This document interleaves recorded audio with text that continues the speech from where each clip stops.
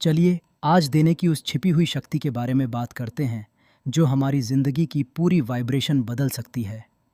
सच कहें तो देना ही प्रचुरता यानी अबंडेंस को अपनी ओर खींचने का सबसे सीधा और सच्चा रास्ता है।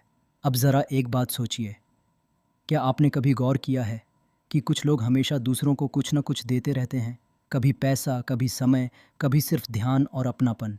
और अजीब बात यह होती है कि उनकी ज़िंदगी में चीज़ें अपने आप बेहतर होती चली जाती हैं, जैसे यूनिवर्स ने उनके लिए एक एक करके सारे दरवाजे खोल दिए हों।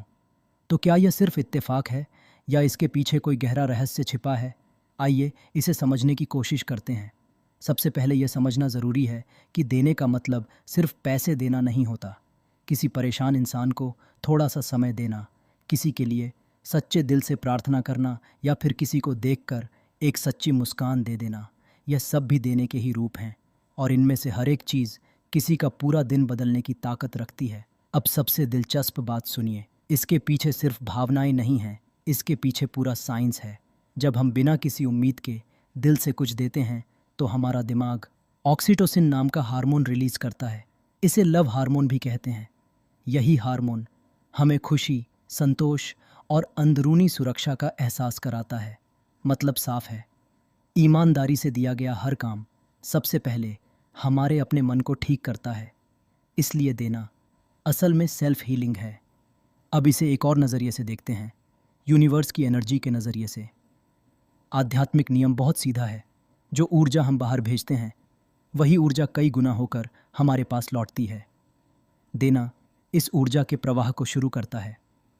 जब हम कुछ देते हैं तो हम यूनिवर्स को एक सिग्नल भेजते हैं। ये सिग्नल कहता है मेरे पास बहुत है, इतना कि मैं बांट सकता हूँ।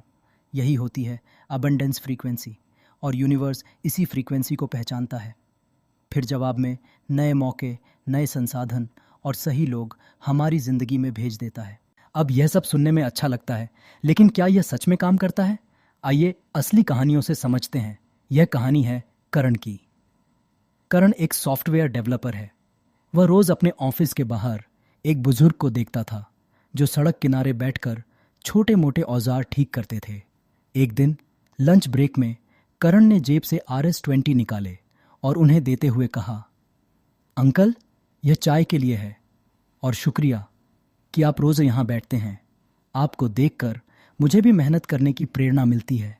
यह बहुत छोटी सी बात लगती है, लेकिन उस बुजुर्ग की आंखों में आई खुशी ने करण के अंदर कुछ बदल दिया। उसका तनाव कम हो गया, मन हल्का हो गया और पूरा दिन अद्भुत रूप से प्रोडक्टिव रहा। क्यों? क्योंकि देना सिर्फ सामने वाले को नहीं, हमारे अपने नर्वस सिस्टम को भी शांत करता है। यही असली रहस्य है। देने का छोटा सा काम हमारे माइंडसेट को कमी की सोच से निकालकर प्रचुरता की सोच में ले आता है। हमारा मन मानने लगता है कि हमारे पास सच में काफ़ी है, और यही सोच उस डर को तोड़ देती है जो हमेशा कहता रहता है मेरे पास कम है। अब दूसरी कहानी सुनिए। ये कहानी है मिसेज शर्मा और उनके छात्र रोहन की। मिसेज शर्मा ने रोहन को पैसे नहीं दिए, उन्होंने कुछ और दिया, विश्वास, सम्मान और एक छोटी सी जिम्मेदारी, बोर्ड पर तारीख लिखने की। कुछ ही हफ्तों में रोहन का आत्मविश्वास देखने लायक हो गया, और बदले में मिसेज शर्मा को क्या मिला?